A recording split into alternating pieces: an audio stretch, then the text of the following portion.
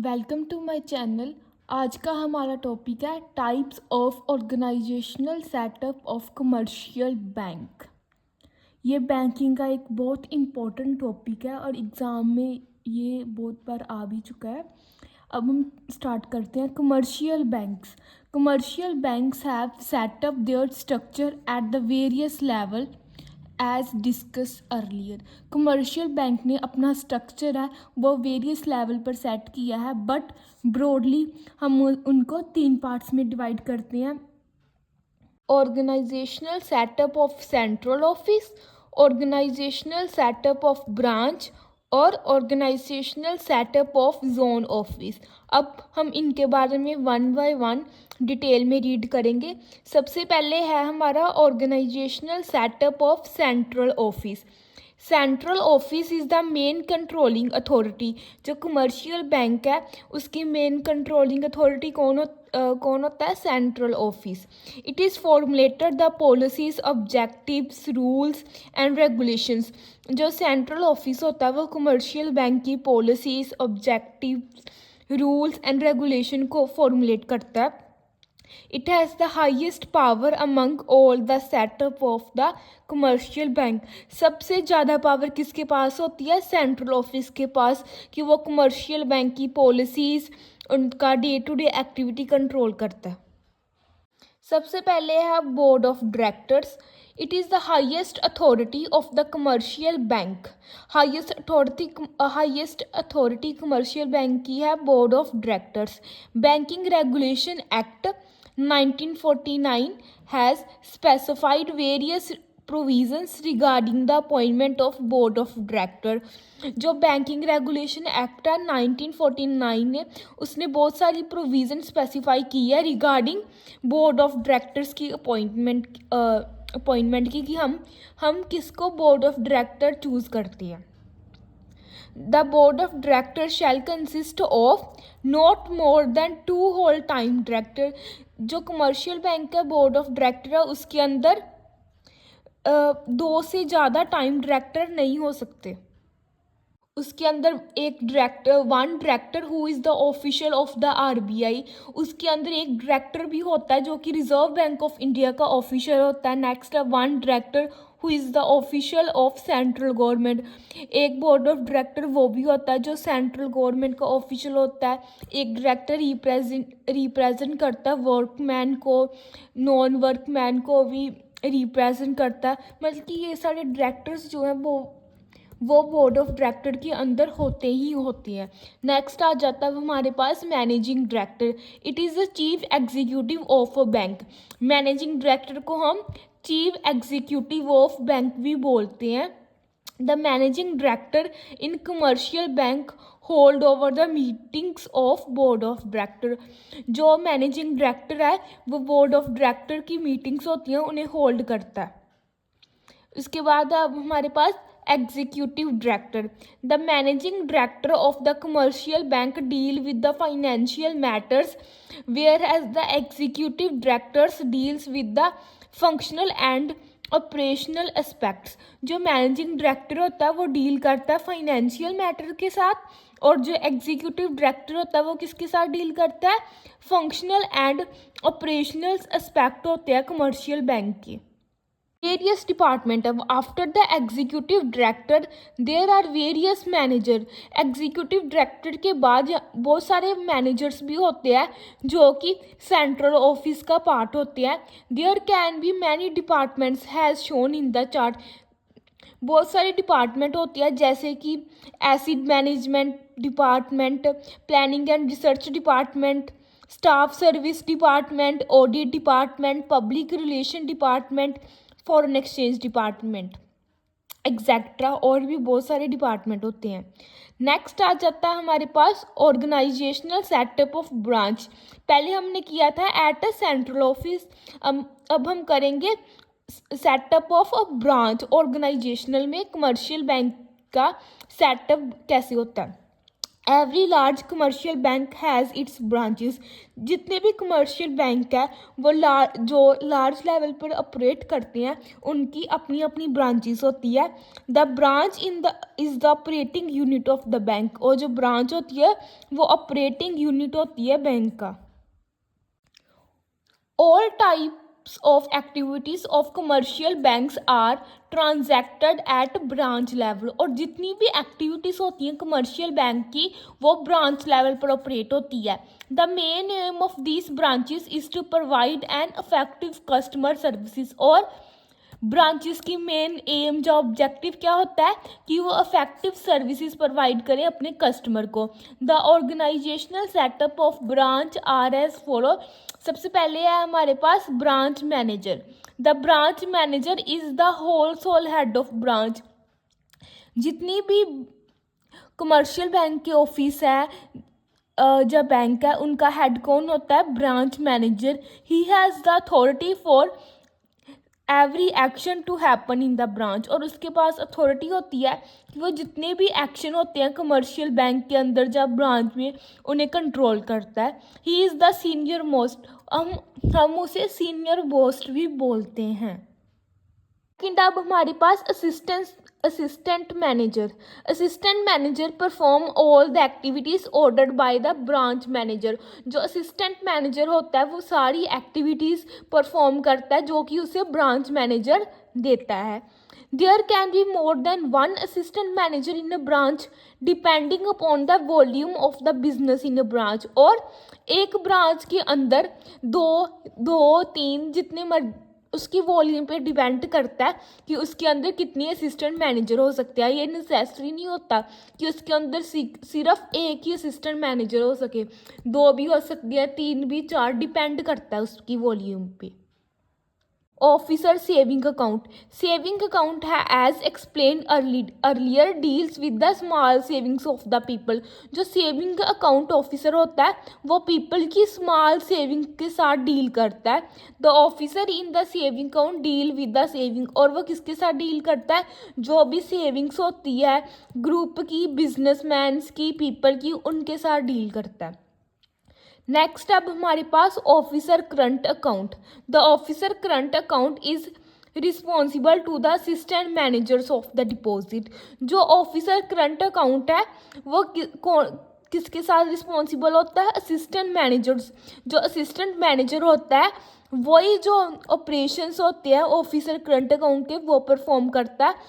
He looks after the current account. और looks करता है कि जो करंट अकाउंटिंग की एक्टिविटियाँ वो स्मूथली रन हो रही हैं या नहीं।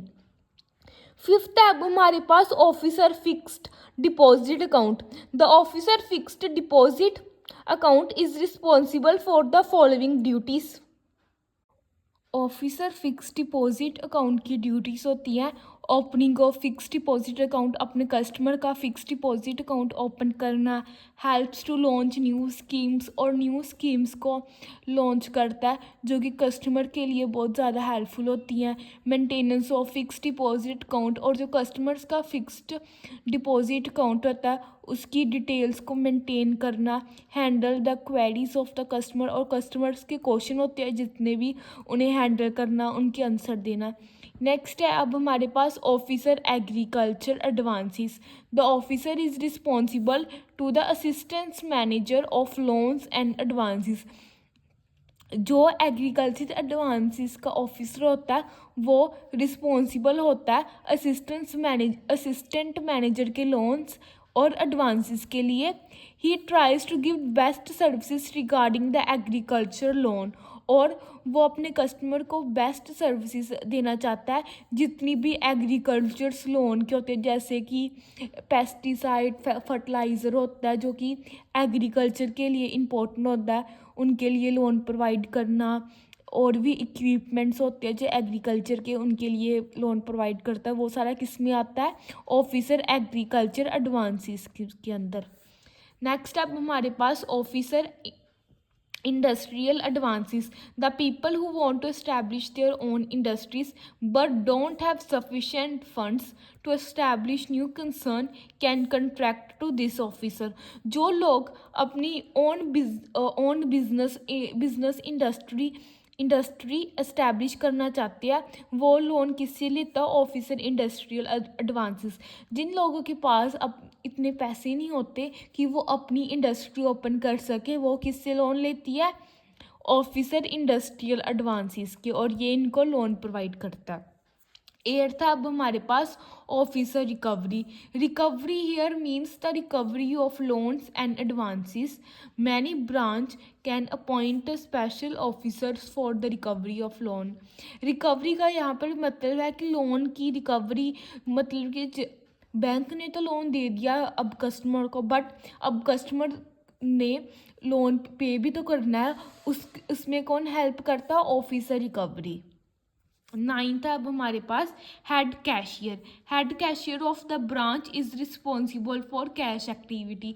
जितनी भी कैश एक्टिविटी होती है कमर्शियल बैंक के अंदर वो उसके लिए कौन रिस्पॉन्सिबल होता है? Head cashier. नेक्स्ट अब हमारे पास clerk. Clerks are under the officer of the various department. They perform all the written work regarding the performance of activity. जो क्लर्क होता है वो जितनी भी कमर्शियल बैंक की रिटन एक्टिविटीज़ होती हैं उन्हें परफॉर्म करता है, और ये वेरियस डिपार्टमेंट के ऑफिसर इसके अंडर आते हैं। थर्ड अब हमारे पास कमर्शियल बैंक का organisational setup, zonal office. There are zonal office for guiding and controlling branches. हमारी इंडिया में बहुत सारे जोनल ऑफिस है कि वो कंट्रोल और गाइड कर सके ब्रांचेस को। Their scope of controlling depends upon some factors such as transportation and communication facilities. और इसका कंट्रोलिंग डिपेंड करता है बहुत सारे फैक्टर पे, जैसे कि ट्रांसपोर्टेशन होगी, कम्युनिकेशन फैसिलिटीज़ होगी। The zonal setup of commercial bank regarding zonal officer is as. सबसे पहले आता है हमारे पास zone manager. Zonal manager is responsible for the whole zone of particular bank.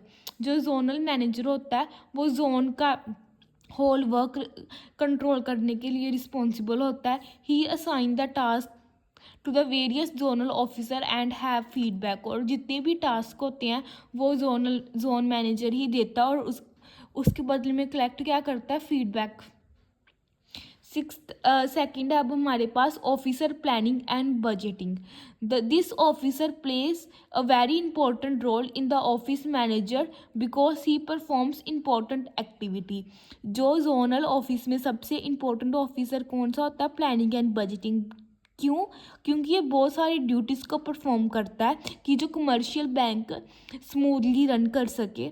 जैसे कि he prepares plan for the future action. जितने भी फ्यूचर एक्शन होते हैं कमर्शियल बैंक के उनके लिए प्लान्स प्रिपेयर करना। To prepare budget of others department. और जितने भी कमर्शियल बैंक के अदर डिपार्टमेंट होते हैं उनके बजट भी प्रिपेयर करता है कि जैसे कि एक साल में इसका बजट कितना आएगा? 2 लाख, 3 लाख। दूसरे साल में कितना बजट आएगा? 4 लाख, 5 साल। वो सभी भी प्रिपेयर करना है, इसकी ड्यूटी होती है। नेक्स्ट आता है to conduct the market service with the help of marketing department. और जितनी भी मार्केट की सर्विस होती है उन्हें कंट्रोल करना। To analyse the various courses of action exact. और जितनी भी कोर्सेज हो गया कमर्शियल बैंक के उन्हें भी कंट्रोल करना। नेक्स्ट है अब officer economic analysis. Economic analysis means to find out the economic strength and weakness of the bank. Economic analysis का मतलब होता है कि वो इकोनॉमिक स्ट्रेंथ और बैंक की वीकनेस को फाइंड आउट करता है। In which area the bank is losing it customers और मार्केट शेयर। क्या मतलब कि जो बैंक है उसके कस्टमर और मार्केट शेयर डिक्रीज़ होना स्टार्ट हो गए हैं या इंक्रीज़ होना, ये फाइंड आउट करना किसका काम होता है? इकोनॉमिक एनालिसिस के ऑफिसर का। This is his task to find out the reason behind that he finds out the cause of losing market share, कि मार्केट के शेयर्स क्यों डिक्रीज हो गए, इसका रीज़न फाइंड आउट करना। Sources, to find out the sources of finance, और sources of finance को find out करना। लॉन्ग टर्म है, शॉर्ट टर्म है, डिबेंचर्स हो गई, ये सारी सोर्सेज ऑफ फाइनेंस, उसको फाइंड आउट करना। To find out the requirements of the finance in the various field, और रिक्वायरमेंट फाइनेंस की रिक्वायरमेंट को वेरियस फील्ड में फाइंड आउट करना।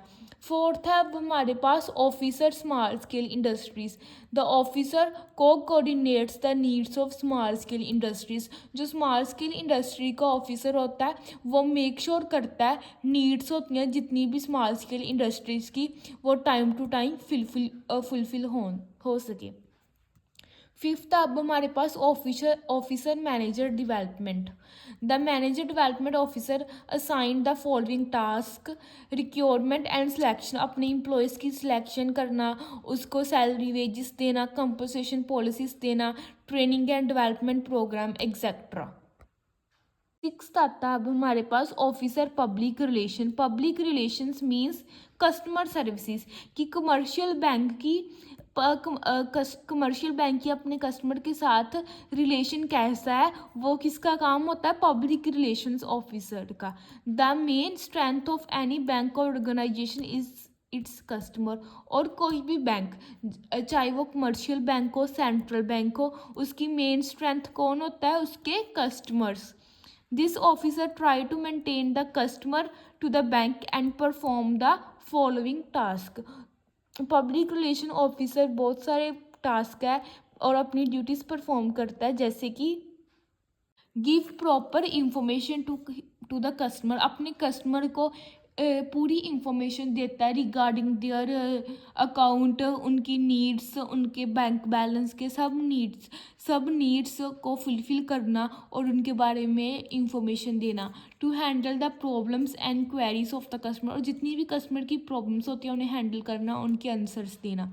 To provide them information about the latest schemes of the bank, और जितनी भी bank की latest schemes है, जैसे कि इसके ऊपर कितना इंटरेस्ट है, लाइफ इंश्योरेंस होगी, जितनी भी स्कीम्स आती हैं न्यू बैंक में, उनके बारे में कस्टमर को जानकारी देना।